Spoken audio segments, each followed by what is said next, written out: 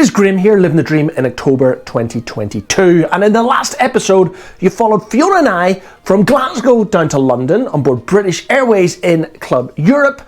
And at the end of the last video, we caught up with Donna and Michael at the BA Terrace Lounge in Terminal 5. So in this episode, we continue our journey from Glasgow across to York JFK, starting where we left off in the last one, so at Terminal 5, and making our way across the Atlantic on board British Airways in a 777-300ER from Heathrow to JFK in Club World. But more importantly, guys, in one of the brand new British Airways Club Suites. Well, it's brand new to us because we have never travelled in the new Club World Suites. It looks to be a very heavily premium configured Boeing 777-300ER. There are a lot of club seats, and the sad thing is I wasn't able to book a seat with a really decent window view, so I'm right at the back of the wing. I'm not sure how good the content is going to be from the window, but let's go to New York and follow Fiona, Donna, Michael and I as we enjoy, or hopefully enjoy, what British Airways have to offer in their new Club World Suites.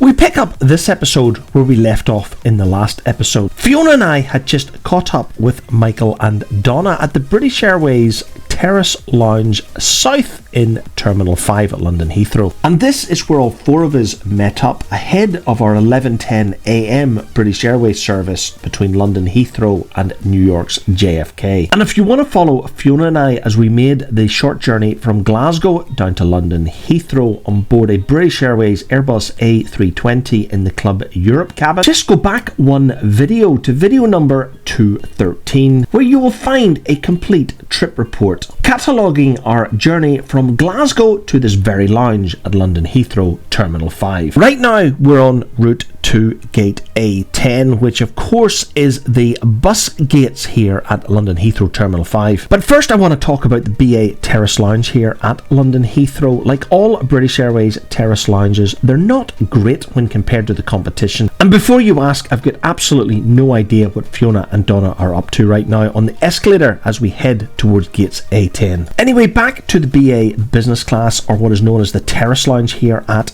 Terminal 5. We were at the South Lounge, but again, to be completely honest, all of the lounges here that are run by British Airways at Terminal 5 are pretty well the same. They offer a reasonable selection of drinks, but the food is where they are let down. You know, guys, compared to lounges run by American Airlines, Qantas, Singapore, other airlines that I've flown with in business class over the last number of years, British Airways has always felt like the poor cousin. The food choice and the food quality is very poor, and as a result it is not somewhere you want to stay very long, which was unfortunate for us because we had to be in the lounge for something like 8 hours when we returned in a week's time. So if there's any management from British Airways watching this video, I make absolutely no apologies when I say this. The Virgin Lounge here at Terminal 3 is without a doubt miles, years, millennium better than what British Airways offer at Terminal 5. I've no idea who designed the British Airways ground product here at T5, but maybe they should be employing somebody from Virgin or another airline to do it properly. So my advice, if you're staying at the BA Lounge and it's a lunchtime or a dinner time, you're probably better to go down to the terminal and go to one of the many decent restaurants here at Terminal 5. I know, guys, it defeats the purpose of flying business class,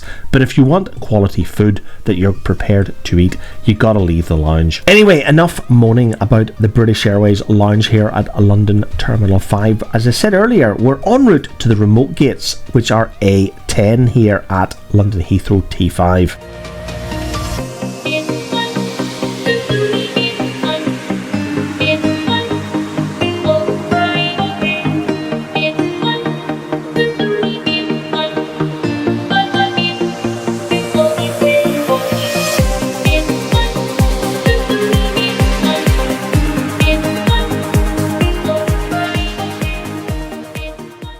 And this is where it got rather confusing, because at gate A10, well, it's not just one bus gate, guys, it's probably 5 or 6 bus gates. The signage, quite frankly, is non-existent, and as a result we went to a boarding gate that actually was boarding a flight to Bridgetown in Barbados. Now, quite frankly, we probably would have preferred to go to Bridgetown rather than New York, but again, British Airways could do a lot more here to signpost their passengers to which of the remote gates they need to go to catch their bus out to the aircraft. And while the staff were all very nice here in the A10 bus gates, none of them knew which flight was boarding the 11:10 to New York, and quite frankly they were sending passengers in the wrong direction. But after a little bit of elimination, we found the correct gate. And I should also point out at this stage that there is no class differentiation when boarding at the A10 bus gates. It doesn't matter if you've paid £14,000 for your first class ticket to New York or £6,000 for your business class ticket to New York.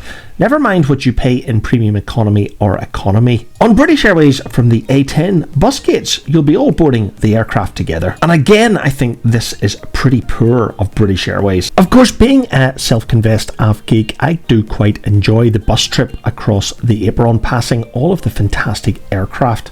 However, we were all crammed into this bus like sardines, and I wanted to try and protect some privacy of the other passengers, so I hope you will forgive me for not covering this short bus journey between the terminal and the aircraft.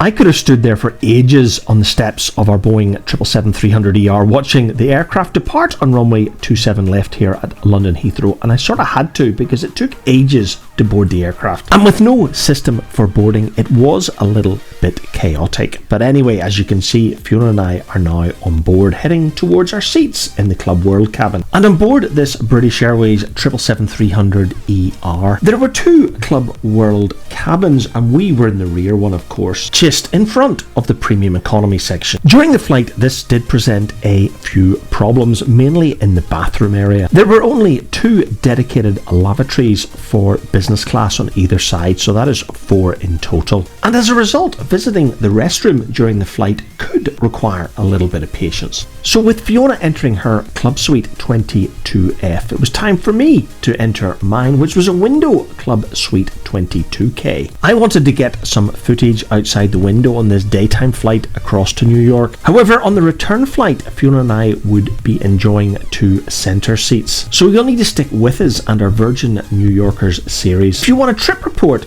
from New York JFK back to London Heathrow in the 2 centre club suites. And our first impression of these Club World suites on board British Airways, guys, they were very, very good. And yes, we even got a pre-departure beverage. Fiona and I both chose the champagne. And in these club suites, as you can see, there is plenty of storage, which I know many complained about in the old yin yang club seats on board British Airways. However, as you all know from my previous trip reports, I loved those Club World seats on board British Airways where you were facing back in the window seat, which was very private if you were sitting in the window, not so private if you were sitting in the aisle facing forward. And as you can see, the in-flight entertainment screens are years better than what you used to get on board British Airways. Another massive improvement. However, travelling as a couple, these new Club World suites were going to make Fiona's and my journey rather a solo affair. And the view outside the window at my seat was going to provide a tad of a challenge while vlogging this trip. This shoulder strap was a first for me on board an aircraft, and you could unclip the shoulder part from the lap belt, which meant during the flight you only had to deal with the lap part only. So all in all, Fiona and I were very comfortable and looking forward to our 7-hour crossing of the Atlantic Ocean over to New York City.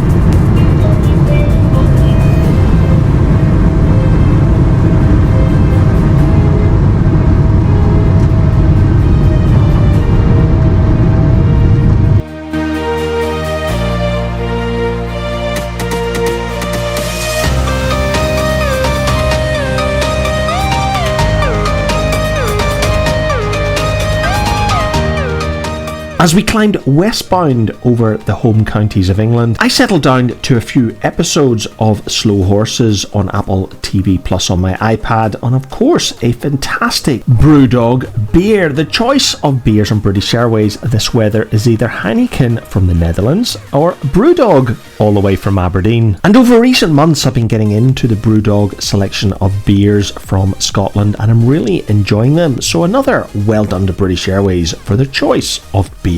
And I really liked the addition of this club suite door that just added a little bit more privacy to the whole travelling experience. And thumbs up to British Airways for their catering. This chicken pie was superb, one of the best meals I've ever had on an aircraft to date. And in my experience, given the poor catering that you get in Virgin Upper Class on a transatlantic flight, this is far better. And as you can see, Fiona chose the same. However, flying in BA Business Class before the pandemic, you were able to book a meal via an online menu. But sadly, in October 2022, this service had not returned. And for dessert, your choice was chocolate mousse or chocolate mousse. But guys, to be completely honest, I love chocolate mousse. This is what I would have chosen anyway, so I was very happy with it. And quite a few hours later, as we cruised over Cape Cod, en route towards Nantucket and Martha's Vineyard, both islands Billy Joel talks about a lot in his music, we were served what British Airways refer to as afternoon tea. But I'm afraid, guys, I can't show you it because I didn't order it. The only thing I took this afternoon was a cup of coffee, in a real cup, no less. The fact of the matter was that 3 stale sandwiches really didn't float my boat. So I'm going to give this one to Virgin Atlantic because I would be eating a chicken burger if I was flying on Richard Branson's airline right now. I will of course sum up this trip report at the end, but for now I'm going to shut up and allow you to enjoy the sights outside the window, what view there is over the wing, as we make our approach onto runway 22 left at New York's John F. Kennedy International Airport.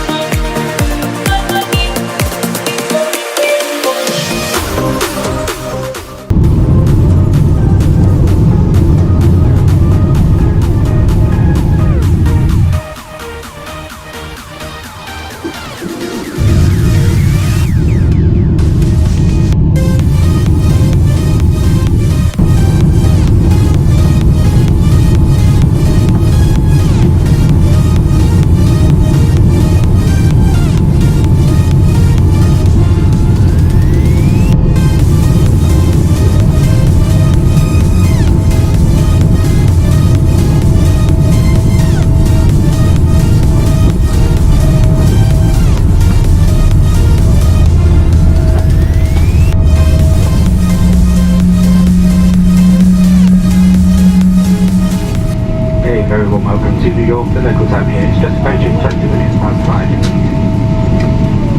2 in the afternoon.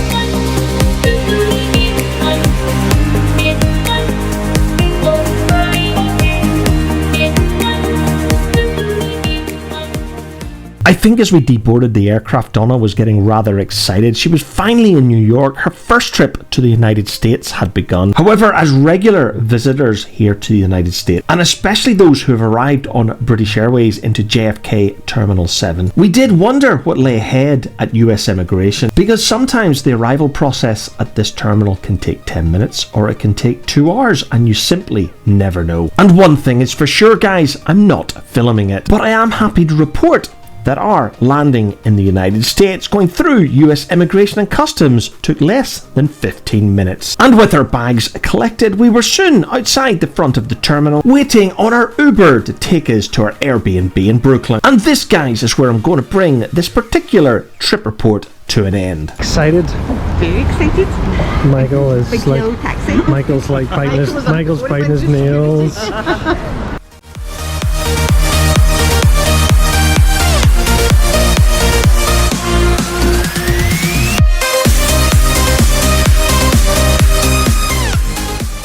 Okay guys, it's been a couple of days since we took that flight on board of British Airways all the way from London Heathrow across to New York's JFK International Airport. And how would I sum up my experience, my first experience on board British Airways Club Suites? The bottom line guys, I genuinely thought they were superb. They were excellent. The staff were fantastic. The flights all left on time, arrived on time. What more can you ask? The food was brilliant. The new seat configuration is absolutely awesome.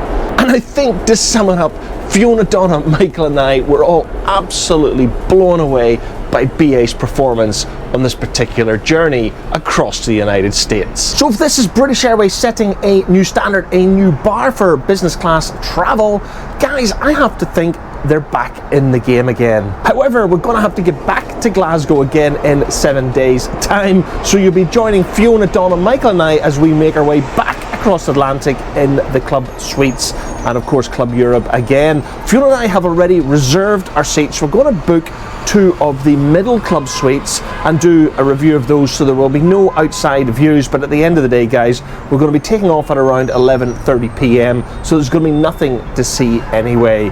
So that's it for this trip report from Glasgow across to JFK on board British Airways in Club Europe and Club World Suites. And I have to say, British Airways, you did a great job this time. Thank you.